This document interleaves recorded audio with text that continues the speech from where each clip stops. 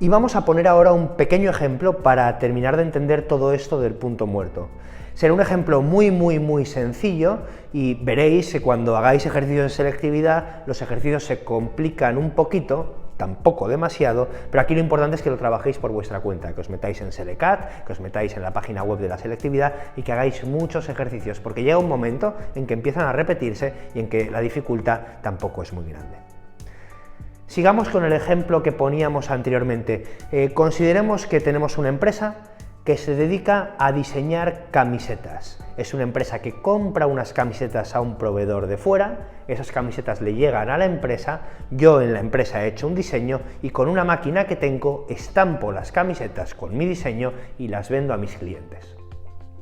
Consideremos que esta empresa tiene unos costes que están aquí, que es el alquiler del local 800 euros, la mano de obra de un trabajador que trabaja para mí, para el diseño y para la estampación de las camisetas 1.200 euros, la materia prima, que son las camisetas que compro desde fuera, son 4 euros cada camiseta, y la maquinaria por 6.000 euros. Yo estimo vender estas camisetas a 10 euros. Y nos podríamos preguntar, ¿cuántas camisetas como mínimo he de producir y vender para empezar a tener beneficios? Es decir, para ser viable económicamente, ¿cuántas camisetas he de vender para poder no tener pérdidas? Esto sería el cálculo del punto muerto. Y para ello lo primero que tenemos que hacer es diferenciar si los costes que tengo son costes fijos o son costes variables. Y para eso nos preguntaremos, ¿este coste depende del número de camisetas que yo produzca o no depende de las camisetas que yo produzca? Fijaos, el alquiler del local. El alquiler del local serán 800 euros. Independientemente de que yo produzca 1, 10, 20 o 30.000 camisetas, pagaré estos 800 euros y por tanto diré que es un coste fijo. La mano de obra son 1.200 euros y son 1.200 euros independientemente de la cantidad de camisetas que yo produzca y por tanto diré que esto es un coste fijo. Evidentemente este supuesto es bastante reduccionista y no tiene en cuenta que si yo produzco muchísimas camisetas quizás tengo que contratar a más gente y por tanto crecerá este coste. Aquí lo que vamos a considerar es que independientemente del número de camisetas que produzca, yo me voy a gastar 1.200 euros en personal.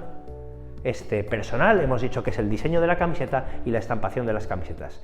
Y no estoy teniendo en cuenta que si tengo un pico de demanda tenga que contratar a más gente. Esto me olvido. La materia prima, lo que me cuesta cada una de las camisetas. Fijaos, aquí sí que estamos hablando de un coste variable. Cuantas más camisetas produzca, más camisetas tengo que comprar y más me costarán. Y en concreto este será el coste variable unitario, lo que me cuesta producir una unidad. Y la maquinaria son 6.000 euros. Claro, aquí sí que podemos tener un problema, porque es una maquinaria que cuesta 6.000 euros, pero atención, me está diciendo el enunciado que me va a durar 5 años en la empresa y que cuando acaben estos 5 años, cuando acabe su vida útil, yo voy a poder venderla por 1.000 euros. Y la pregunta sería, ¿es justo que yo impute los 6.000 euros que me ha costado a mí este año la maquinaria para el beneficio de este año? Porque el año que viene, cuando siga produciendo y vendiendo camisetas, ¿verdad que yo seguiré utilizando esta maquinaria? Me va a durar 5 años.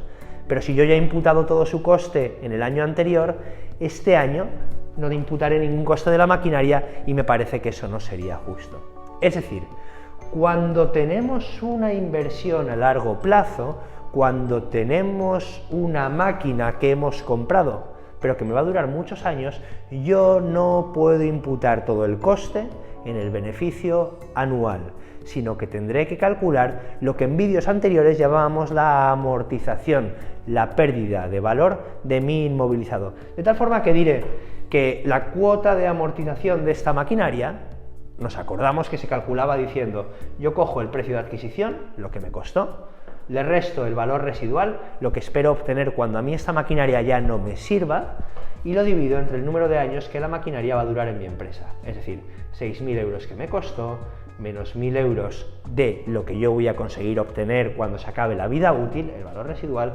partido de los 5 años. Y al final obtendré que esta máquina, 6.000 menos 1.000, 5.000 entre 5, me costará 1.000 euros cada año. Al cabo de 5 años yo habré gastado 5.000 euros de la maquinaria y por tanto solo me quedarán 1.000 euros hasta los 6.000, que será el valor residual que yo obtendré. Y por tanto esta maquinaria, que es un coste fijo, porque es independiente del número de camisetas que yo produzca, yo compro una maquinaria para producir 1, 10 o 10.000 camisetas, tendré que imputar la cuota de amortización. Es muy importante que os fijéis si alguno de los costes fijos es una inversión a largo plazo, porque si es una inversión a largo plazo, ese coste hay que imputarlo como cuota de amortización. De tal forma que al final, fijaos, tendremos unos costes fijos totales de 800 euros, más 1.200, 2.000, más 1.000 euros, 3.000 euros. Unos costes fijos de 3.000 euros. Tenemos unos costes variables unitarios de 4 euros. Podría tener más costes variables unitarios, es decir, para hacer una unidad, en este caso solo tengo que comprar una camiseta, pero si a cada camiseta, por ejemplo, yo le quisiera poner alguna cosa más que incrementar el coste, pues tendría que sumarlo a este coste variable unitario. Y al precio al que espero vender las camisetas es a 10 euros. Por tanto, fijaos que de que el precio sean 10 euros y el coste variable unitario sean 4, entenderé que el margen de contribución unitario, lo que yo voy a sacar por cada camiseta, son 6 euros. Para calcular el punto muerto, os recuerdo que había que hacer una fórmula que habíamos llegado a través de la fórmula del beneficio, que era que la cantidad de punto muerto era igual a los costes fijos divididos entre el margen de contribución unitario, es decir, entre la diferencia entre el precio y el coste variable unitario.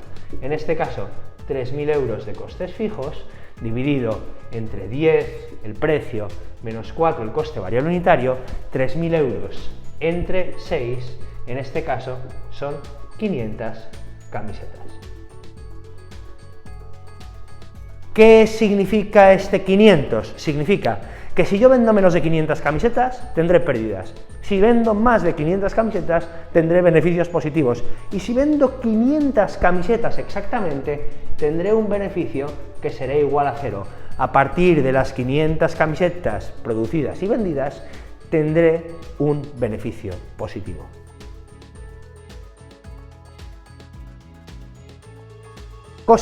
Si el resultado me diera con decimales, imaginemos que el resultado me diera 500,07, tendríamos que redondear, porque una empresa produce o 500 camisetas o 501 camisetas. ¿Y cómo redondeo el punto muerto? Uno podría pensar, hombre, 500,07, si tengo que redondear a la unidad, son 500. Efectivamente, desde un punto de vista matemático son 500. Pero desde el punto de vista del punto muerto, fijaos que el punto muerto me indica el número de camisetas que he de producir y vender para empezar a obtener beneficios. Y la pregunta sería, ¿con 500 obtengo beneficios? No, con 500 obtengo pérdidas. Con 500 mi beneficio es menor que 0, porque está por debajo del punto muerto. ¿Y con 501 obtengo beneficios? Efectivamente, como con 501 camisetas obtengo beneficios, el punto muerto siempre lo redondeo a la unidad superior, porque es el número mínimo de unidades que he de producir y vender para empezar a obtener beneficios. Bueno, y ya vamos acabando el punto muerto, nos quedaría solo hablar de la representación gráfica, que además podría ser una de las preguntas también del examen de la selectividad. Representa gráficamente lo que antes has calculado. Para la representación gráfica haremos un eje de coordenadas. En el eje de las ordenadas, las verticales, el eje de las Y, pondremos las unidades monetarias, pondremos todo lo referente a precios, costes, ingresos, y esto lo pondremos aquí. En el eje de las abscisas, en el eje de las X, pondremos las unidades físicas, todo lo referente a lo que yo produzco. Y entonces vamos ahora a intentar dibujar las funciones de ingresos y de costes. Empezaríamos por las funciones de costes. Vamos a empezar por la de los costes fijos, que es la más sencilla. La de los costes fijos sería esta de aquí. Sería una función que sería absolutamente paralela al eje de abscisas, paralela al eje horizontal. ¿Por qué? Porque pensemos en el ejemplo anterior, los costes fijos siempre serán los mismos, produzca lo que produzca. Cuando mi producción es 0, mis costes fijos serán 3.000. Cuando mi producción es 1.000, mis costes fijos serán 3.000. Siempre serán los mismos y por tanto tendrán una forma totalmente plana, totalmente horizontal. En segundo lugar, tendríamos los costes variables totales. Los costes variables totales, que estarían aquí, serían igual a los costes variables unitarios por X, en este caso 4 euros cada camiseta por el número de camisetas. Y los costes variables unitarios nacerían del punto de la ordenada en el origen, porque cuando yo produzco 0, a mí me cuesta 0 y se irían aumentando conforme vayamos produciendo más. De tal forma que cuando aumenta mi producción, cuando me muevo a lo largo del eje de las X, va aumentando mi coste. Evidentemente, la suma de los costes variables totales y los costes fijos nos daría los costes totales.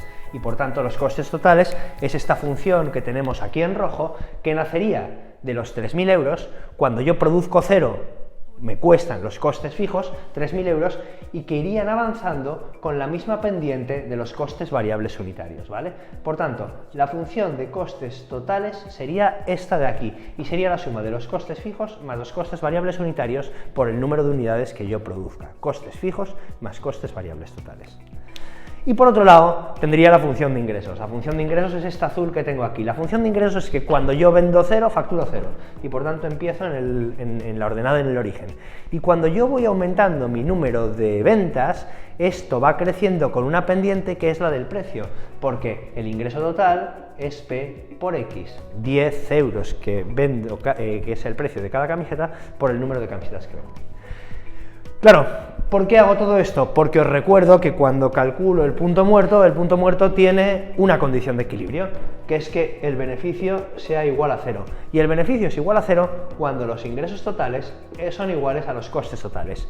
Por tanto, gráficamente tendré que buscar el punto en donde los ingresos totales, esta función azul de aquí, se cruza con los costes totales, esta función roja de aquí. ¿Este punto cuál es? Este de aquí. Este punto es el que hemos calculado antes, que nos salía que el punto muerto de la empresa eran las 500 camisetas. Decíamos que cuando yo producía 500 camisetas, mi beneficio era 0, porque ingreso total menos coste total era igual a 0. ¿Cómo se interpreta esto de aquí? Pues si la cantidad producida está por debajo de estas 500 camisetas, está por debajo de la cantidad de punto muerto, es decir, si yo me encuentro en esta zona de aquí, estoy diciendo que tengo pérdidas, que tengo un beneficio negativo.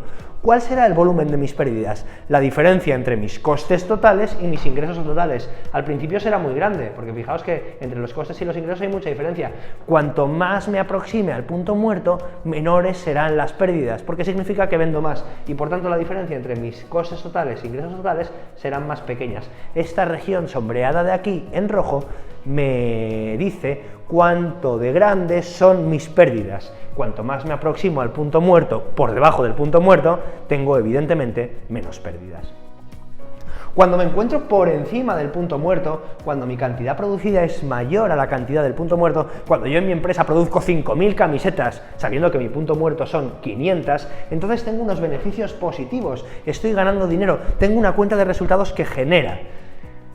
Evidentemente, cuanto más venda, más genera. ¿Y cuánto genero? ¿Cuáles son mis beneficios? La diferencia entre mis ingresos totales y mis costes totales. Si yo produzco un poquito por encima de mi punto muerto, tendré unos beneficios que serán pequeños, porque mis ingresos totales estarán por encima, pero muy poquito por encima de mis costes totales, pero cuando yo ya voy produciendo más, la diferencia entre mis costes totales y mis ingresos totales será cada vez mayor y los beneficios acabarán creciendo. Es importante recordar que este modelo tiene una serie de limitaciones. En primer lugar, estamos diciendo que todo lo que producimos lo vendemos en la empresa, y esto no es así. Muchas veces producimos cosas que en la empresa no vendemos. En este modelo de punto muerto súper simplificado, esto no lo hemos tenido en cuenta, porque todo lo que producimos hemos dicho que lo hemos vendido. Y luego, en segundo lugar, estamos considerando unas funciones de ingresos y de costes absolutamente planas, absolutamente lineales. Esto sabemos que no es así, y hemos hablado muchas veces en los vídeos de las economías de escala, hemos hablado de los descuentos cuando mi proveedor me vende grandes cantidades y entonces esto haría que se achatara un poquito la curva de costes. Bien, todo esto no lo tenemos en cuenta. Nuestro modelo es sencillo, nuestro modelo es simple, son todo funciones lineales. Los ingresos totales, precio por cantidad, los costes variables, coste variable unitario por cantidad, los costes totales, costes fijos, más costes variables totales. Y por tanto, con estas condiciones podemos calcular el punto muerto como el cociente entre los costes fijos y el margen de contribución unitario.